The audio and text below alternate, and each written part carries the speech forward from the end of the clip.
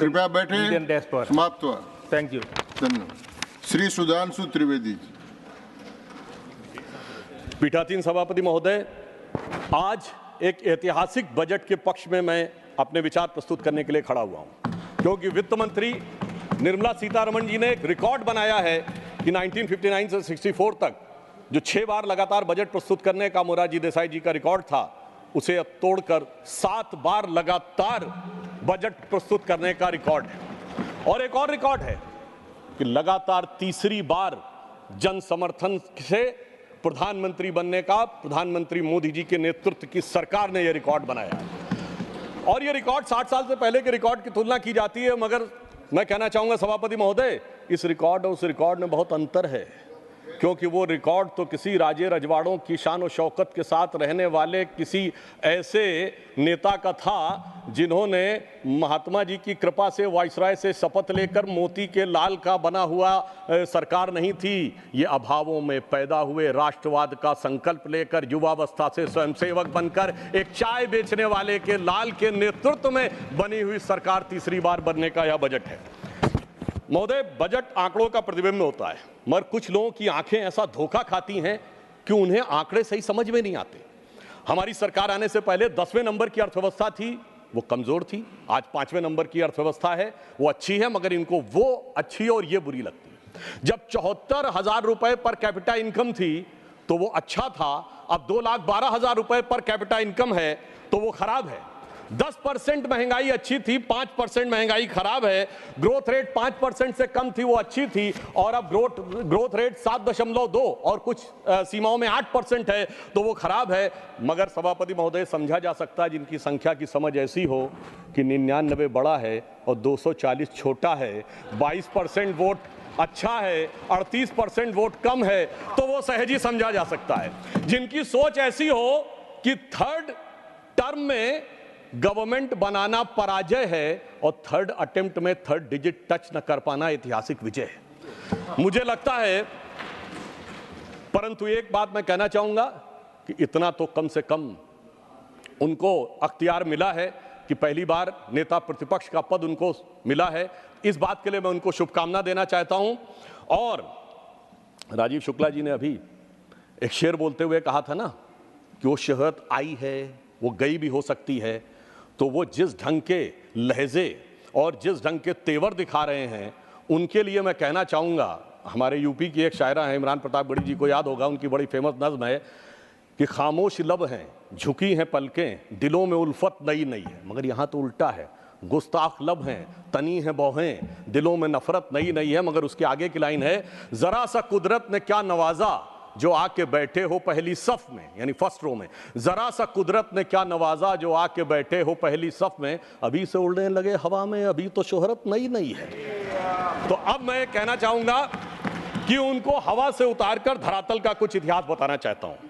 एक दौर था जब भारत में विकास की दर 1.25 से 2% रहा करती थी और कभी कभी शून्य के पास पहुंच जाया करती थी। आज भारत की विकास दर विश्व की समस्त अर्थव्यवस्थाओं में सबसे ऊपर 7% से ऊपर जाकर खड़ी हुई है। एक दौर था जब वर्ल्ड बैंक और IMF के सामने हम याचक की मुद्रा में खड़े हुए होते थे, और आज स्थिति क्या है कि वर्ल्ड बैंक के प्रेसिडेंट अजय बंगा ने जुलाई 2023 में कहा है, मैं कोट कर रहा हूं, amid global challenges I am more optimistic about India and its economy now that it has been a long time। लंबे समय के बाद भारत की अर्थव्यवस्था के प्रति मैं आशान्वित हूं। महोदय, मैं याद दिलाना चाहता हूं, पुराने जमाने की एक बड़ी फेमस फिल्म थी जिसमें एक डायलॉग था कि तुम्हारा मुल्क 1970 के आसपास की, ये 2 रोटी खाता है तो एक कर्जे की खाता, India's contribution to the world is 0 0 and 0। मैं याद दिलाना चाहता हूं, आज मोदी जी के नेतृत्व में हालत ये हुई है कि IMF की चीफ क्रिस्टिना जॉर्जिएवा ने कहा है कि India's contribution to the global GDP is 15% and it is becoming growth a continuous to remain a bright spot in the global economy। Sir 15% के द्वारा ब्राइटेस्ट स्पॉट भारत बना हुआ है। फिस्कल डेफिसिट 4.9% है, करंट अकाउंट डेफिसिट 0.7% है, all time high capital expenditure है, all time high foreign exchange reserve है। और एक और तथ्य में शायद लोगों ने ध्यान रहा हो, पिछले वर्ष भारत में फॉरेन रेमिटेंस $125 बिलियन का हुआ, जो पूरे वर्ल्ड में सबसे ज्यादा था, चाइना से भी ज्यादा था। और इसमें महत्वपूर्ण बात क्या है कि सामान्यतः फॉरेन रेमिटेंस हमारे यहां मिडिल ईस्ट के कंट्रीज से हुआ करता था, जहां हम किसी को छोटा और बड़ा नहीं कहते, पर जहां कहा जाता था सामान्य औसत दर्जे के काम करते थे, पर इस बार 36% जो ग्लोबल रेमिटेंस है वो डेवलप्ड इकोनॉमी यानी अमेरिका, यूरोप और सिंगापुर से आया, जो दर्शाता है कि भारत की मेधा की सीमा तक जाकर विश्व में पहुंचकर प्रभावी होना शुरू हो गई है। और मैं याद दिलाना चाहता हूं, इनके समय में स्टैंडर्ड्स एंड पुअर ने भारत की रेटिंग पॉजिटिव से निगेटिव कर दी थी, स्टेबल से निगेटिव कर दी थी। वर्ल्ड बैंक ने 2008 में अपना कमेंट दिया है कि with 55 to 60% of India's irrigated land is supplied by ground water, और इलेक्ट्रिसिटी इरेटिक है, फ्लक्चुएशंस बहुत ज्यादा हैं। और अब मैं बताना चाहता हूं मई 2024 में वही वर्ल्ड बैंक क्या कहता है, the positive outlook reflects in our view with the policy stability, deepening economic reforms and government's elevated debt and interest burden while bolstering economic resilience could lead to high rating over the next 24 months। यानी अब वही कह रहा है कि भारत इन शानदार तरीके से आगे बढ़ रहा है कि 2 साल और आगे चलता रहेगा। और 2018 में जो वर्ल्ड बैंक ने कहा था वो आज कह रहा है 2018 में, अब तक तो लगभग 100% हो गया है, कि 85% population has accessibility to electricity. और मैं अपने विरोधियों के लिए बताना चाहता हूं कि ब्लूमबर्ग ने अपने इकोनॉमिक्स में कहा है, अपने रिपोर्ट में, कि in the best case scenario India's economy will accelerate by the rate of 9% by the end of this decade and China will slow down to 3.5%. So that puts India on the course to overtake China by the beginning of the next decade. और उन्होंने कहा कि world's biggest economic growth driver India बन सकता है after 2029, और हमें पूर्ण विश्वास है कि मोदी जी के नेतृत्व में 2029 से हम पहले बन के दिखाएंगे। और उन्होंने यह भी कहा, in the most pessimistic scenario if India grows by 6.5% by 2037 India will be able to overtake China. मगर महोदय मैं ये बताना चाहता हूं, इन द पेसिमिस्टिक सिनेरियो, यानी अधिक निराशाजनक ढंग से भी सोचें तो 2036-37 में आगे हो जाएंगे। मगर महोदय ये बात कैसे उन लोगों को समझ में आएगी जो लोग, वित्त मंत्री महोदया ने चुनाव से पहले, बजट से पहले एक रस्म होती है जो हमेशा से एक परंपरा थी हलवा बनाने की, उसके ऊपर भी लोग कमेंट कर रहे हैं। कहा जा रहा है कि इसमें SC ST और OBC कहां पे हैं। वैसे तो हमारे शायद वित्त राज्य मंत्री उन्हें दिखाई नहीं पड़े, मगर मैं पूछना चाहता हूं, ये वो लोग पूछ रहे हैं सभापति महोदय जो 60 साल से खाते रहे हलवा और जनता को खिलाते रहे बलुआ। मैं पूछना चाहता हूं महोदय OBC की बात करने वालों से कि 53 में काका कालेलकर कमेटी बनी, 55 में रिपोर्ट आई और 55 से 77 तक 22 साल OBC खाता रहा बलुआ और ये खाते रहे हलवा। 1980 में मंडल कमीशन की रिपोर्ट आई, इंदिरा जी और राजीव जी की सरकारें आई, 10 साल तक OBC खाता रहा बलुआ और ये खाते रहे हलवा। जिन्होंने 4-4 पीढ़ियों तक खाया है हलवा, वो आज हमसे आके पूछ रहे हैं, वो तो मोदी जी जब आए तो OBC कमीशन को संवैधानिक दर्जा मिला, अन्यथा मैं हलवा और बलुआ वालों से पूछना चाहता हूं, बताएं 2014 में इनकी कैबिनेट में कितने OBC मिनिस्टर थे? 3 के भी नाम अगर बता दें तो ये दर्शाता है, मगर दर्शाने में कोई बहुत बड़ी समस्या भी नहीं है। आपको ध्यान हो, उनके लिए ये बजट एक चक्रव्यूह की तरह हो गया है। वो कहते हैं चक्रव्यूह और पद्मव्यूह समान है। पद्म मतलब लोटस यानी कमल। मगर महोदय मैं आपको बता देना चाहता हूं, आपके माध्यम से पूरे देश को बता देना चाहता हूं, उनकी ज्ञान के ऊपर महोदय पद्मव्यूह चक्रव्यूह अलग है। प्राचीन भारत में पद्म व्यूह है, चक्रव्यूह है, गरुड़ व्यूह है, क्रौंच व्यूह है, चंद्र व्यूह है, मकर व्यूह है, त्रिशूल व्यूह है, 36 प्रकार के व्यूह हैं। मगर क्या करें, जिनको व्यू नजर आता हो उनके लिए हर चीज में उनको भारतीय जनता पार्टी और कमल के ऊपर आपत्ति नजर आती। तो मैं ये भी कहना चाहता हूं सभापति महोदय, हम सब चाहते हैं इस देश में समृद्धि आए, बजट इसीलिए लाया जाता है, यानी मां लक्ष्मी की कृपा रहे। और हम सब चाहते हैं देश में प्रबुद्धता आए, मां सरस्वती की कृपा रहे। और मां सरस्वती भी कमल पर विराजती हैं और मां लक्ष्मी भी कमल पर ही विराजती हैं। जितना कमल खिला रहेगा उतना इस देश में समृद्धि का मार्ग प्रशस्त रहेगा। अब मैं आगे भी बताना चाहता हूं, आज एम्प्लॉयमेंट लिंक स्कीम आई तो कोई कहते हैं कि हम अचानक एम्प्लॉयमेंट लिंक स्कीम आए, ऐसा नहीं था। प्रधानमंत्री जब 2014 में प्रधानमंत्री बने, उन्होंने शुरू से देखिए स्टेप बाय स्टेप, उन्होंने पहले जनधन अकाउंट खोले। लोगों ने कहा पैसा कहां से आएगा, उन्होंने कहा I am having in the mind, तुम खाते खोलो। डीबीटी डायरेक्ट बेनिफिट ट्रांसफर आया, उसके बाद मुद्रा स्कीम आई, उसके बाद प्रोडक्ट लिंक इक्विटी स्कीम आई। अरे पहले प्रोडक्ट बनेगा, फिर विश्वकर्मा स्कीम आई, फिर आप देखिए आज एम्प्लॉय लिंक्ड स्कीम आई है। जैसे जैसे हमारी समृद्धि बढ़ी, हमने जनता को श्रेय दिया। पहले 6,000 रुपए किसान सम्मान निधि थी, अब इस बजट में 12,000 की। पहले 10 लाख रुपए तक की मुद्रा योजना थी, अब 20 लाख की। और महोदय, इनका हथियार है भ्रम और भय, हमारा है विकास और विश्वास। मैं याद दिलाना चाहता हूं कि इन लोगों ने मात्र 1.5 साल पहले इस बात का प्रबल प्रचार किया था कि SBI बर्बाद हो गया, LIC बर्बाद हो गया, HAL बर्बाद हो गया।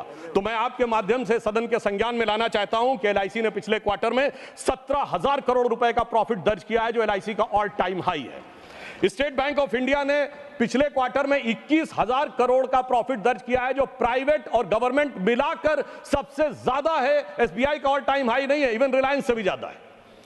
और HAL ने 2023-24 में 29,810 करोड़ रुपए का रेवेन्यू प्राप्त किया है और 80,000 करोड़ रुपए के उसके ऑर्डर्स पाइपलाइन में है, जो ऑल टाइम हाई है। यह मैं केवल इसलिए बताना चाहता हूं कि सदैव मैंने सुना है सभापति महोदय कि भारत की कंपनियां, पब्लिक सेक्टर की हो या प्राइवेट सेक्टर की हो, उनके बारे में दुष्प्रचार होता है। मैंने आज तक किसी विदेशी कंपनी के बारे में दुष्प्रचार होते नहीं देखा। मैं उसके बारे में विस्तार से नहीं जाना चाहता, उनके लोगों की कैसे कैसे मदद की जाती है, परंतु मैं इतना जरूर कह देना चाहता हूं, आज ये नजारा इतना बदला है कि आप सोचिए कि हम 5वीं बड़ी अर्थव्यवस्था जिस ब्रिटेन को ओवरटेक करके बने हैं, आज ब्रिटेन में इच्छा ज्यादा है कि भारत से फ्री ट्रेड एग्रीमेंट हो। हम लोगों के बचपन में सभापति महोदय ये कल्पना नहीं की जा सकती थी कि ब्रिटेन की इच्छा ज्यादा होगी, वहां इस बात के लालसा अधिक है कि भारत का वो हो। परंतु मैं एक और बात कहना चाहता हूं, हमारे विरोधी कहते हैं कि डॉलर के प्रति कीमत कम हो गई। मुझे लगता पता नहीं वो किस जमाने में जी रहे हैं। वो दिन गए जब डॉलर वर्ल्ड की हार्ड करेंसी हुआ करता था। मैं कोट करना चाहता हूं, अब धीरे धीरे वो स्तर डॉलर का हट रहा है। इसी वर्ष मई 7 को IMF की फर्स्ट डिप्टी मैनेजिंग डायरेक्टर ने कहा है, उनका लंबा स्टेटमेंट नहीं, अंतिम का वाक्य बताना चाहता हूं, in sum the international monetary and the reserve system continues to evolve. The patterns we highlighted earlier were gradual movement away from the dollar dominance and rising role of the non-traditional currencies of the small, open and well-managed economy. और आगे मैं कहना चाहूंगा, enabled by new digital trading technologies remain intact. तो digital economy जिन देशों की मजबूत है वो अब इंटैक्ट है। और आज स्थिति यह है कि सबसे बड़ा हमारा जो फॉरेन एक्सचेंज का रेवेन्यू आता है पेट्रोल में, वो हम मुख्यतः रुपये और रूबल में प्ले कर रहे हैं। 18 देशों के साथ अब रुपए में ट्रेड की बात फाइनलाइजेशन स्टेज में है और नेपाल भूटान से तो हो भी रहा है। तो मैं कहना चाहूंगा, हमारे लखनऊ में महोदय कहावत होती, अमा मियाँ वो दिन लद गए जब उस्ताद लल्लू खा फाख्ते उड़ाया करते थे। तो मैं कहना चाहता हूं, अमा मियाँ वो दिन लद गए जब रुपया डॉलर की लैला हुआ करता था, कि एक उनके सर के पीठ पे बेत पड़ता था तो निशान यहां बन जाते थे। अब मोदी जी के नेतृत्व में रुपया एक नए प्रभाव के साथ आगे उभरता हुआ नजर आ रहा है। एक आरोप बजट के दौरान उन लोगों ने लगाने का प्रयास किया प्रोडक्ट एम्प्लॉयमेंट लिंक्ड स्कीम के ऊपर, कि जैसे कोई हमने उनकी नकल करने का प्रयास किया है। महोदय, मैं आपसे कहना चाहूँगा, अर्थव्यवस्था के मामले में 40 साल रूस की नकल और 20 साल अमेरिका की नकल करके जो भारत की अर्थव्यवस्था को चलाते रहे, वो अगर आज ये बताने का प्रयास करें कि नकल किसने करने का प्रयास किया, और मैं एक फैक्ट लोगों के सामने रखना चाहता हूँ, अगर कोई इनकी नकल करना चाहे तो कितनी भयानक स्थिति उत्पन्न हो जाएगी। महोदय, इस बजट में रेवेन्यू रिसीप्ट भारत सरकार की कितनी है? 26,80,000 करोड़। 4.9% के डेफिसिट के साथ भारत का जो कुल राजस्व है, कुल आमदनी 27 लाख करोड़ से कम है। और ये कहते थे हर परिवार को 1 लाख दे देंगे। 140 करोड़ की आबादी है, 4.5 लोग पर पर्सन है। 140 करोड़ को 4.5 से डिवाइड करिए, 31 करोड़ परिवार आते हैं। आप सबको 1-1 लाख करोड़ दे देंगे। 27 लाख करोड़ की कुल आमदनी और कहते हैं 31 लाख करोड़ दे देंगे। यह दर्शाता है कि यह हकीकत और किस प्रकार का भ्रम और भय फैलाने का प्रयास करते हैं। और इसीलिए मैं कहना चाहता हूं, ये कहते थे ना खटाखट 8,500 देंगे। मैं कहना चाहता हूं, यहां सत्ता में आए हो, दीजिए ना, कौन रोक रहा है? आप राज्यों में भी सत्ता में हैं, चलिए राज्यों के पास पैसा कम है तो 6,500 ही दे दीजिए। मैं याद दिलाना चाहता हूं महोदय, जब हम विपक्ष में थे, मध्य प्रदेश में हमने लाडली बहना योजना तो अभी लागू की, लाडली लक्ष्मी योजना लागू करके दिखाई थी विपक्ष में रहते हुए। हमने गुजरात में 10% विकास दर और कृषि विकास दर करके दिखाई थी।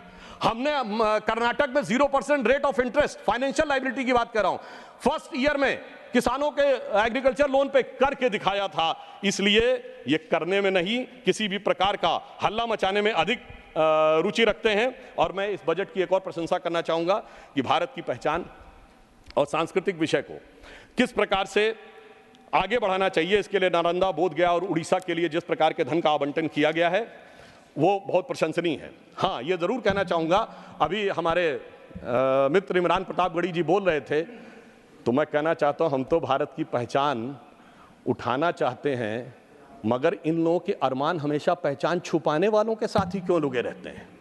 ये जिस पहचान की बात कर रहे हैं, तो मैं कहना चाहता हूं महोदय, आज विपक्ष कहता है कि इस देश में हर एक व्यक्ति के जाति की पहचान होनी चाहिए और जाति का सर्टिफिकेट हाथ में होना चाहिए। उससे कह दिया जाए कि यदि सर्टिफिकेट जो आपका ऑलरेडी इशूड है वो दिखा दो तो पहचान को खतरा उत्पन्न हो जाना चाहिए। इसलिए मैं कहना चाहता हूं, इनके जानते हैं पहचान छुपाने वालों से अरमान कहां से जुड़े हैं। ये कहते हैं डबल ए का मतलब आप लोग समझ रहे होंगे। तो मैं कहना चाहता हूं सभापति महोदय, मैं इनसे पूछना चाहता हूं, ये स्मॉल ए से कैपिटल ए कब बने थे डबल ए? आप ही के दौरे हुकूमत में बने थे, मगर इनका कैपिटल अब डबल ए से भी बड़ा हो गया CAA।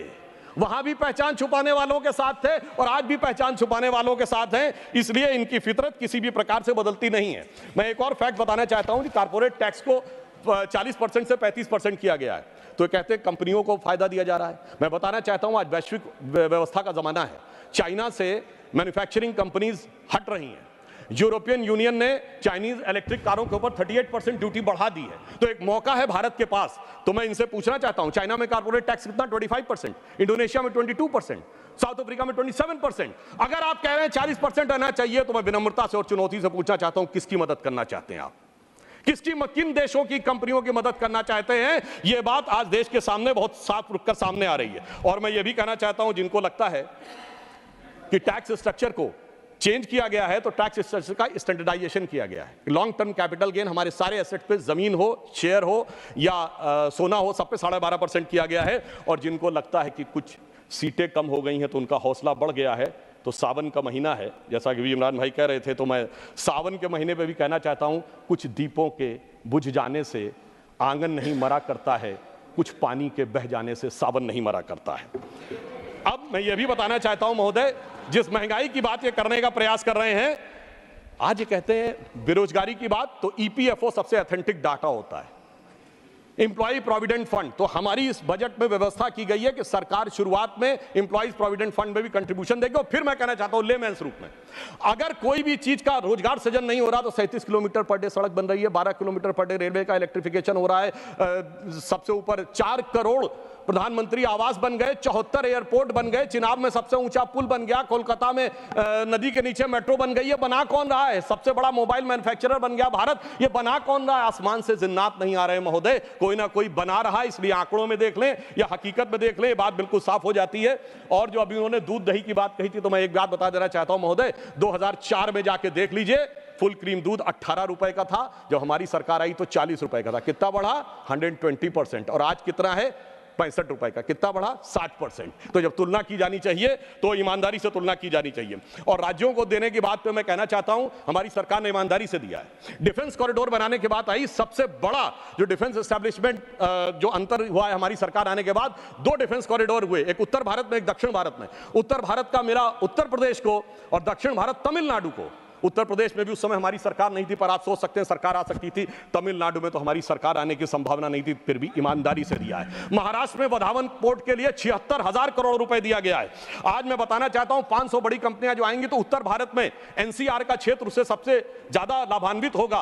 तो दिल्ली के आसपास के राज्य, हरियाणा हो, उत्तर प्रदेश हो, राजस्थान, उनको सबसे ज्यादा लाभ मिलने की संभावना है। आईफोन बनाने की फैक्ट्री तमिलनाडु और कर्नाटक में लगाई गई है, जिससे इस बात का पता चलता है। मगर एक बात मैं और कहना चाहता हूं महोदय, ये कहते हैं बिहार को बहुत दिया गया और वहां कहते हैं बिहार को कुछ नहीं दिया गया।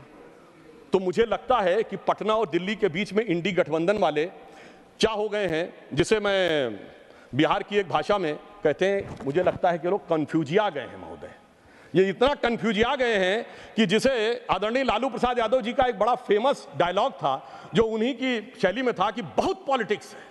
मुझे लगता महोदय बहुत पॉलिटिक्स है, इसलिए दिल्ली सही बोल रहा कि पटना सही बोल रहा, पटना सही बोल रहा दिल्ली सही बोल रहा, ये समझ से परे है।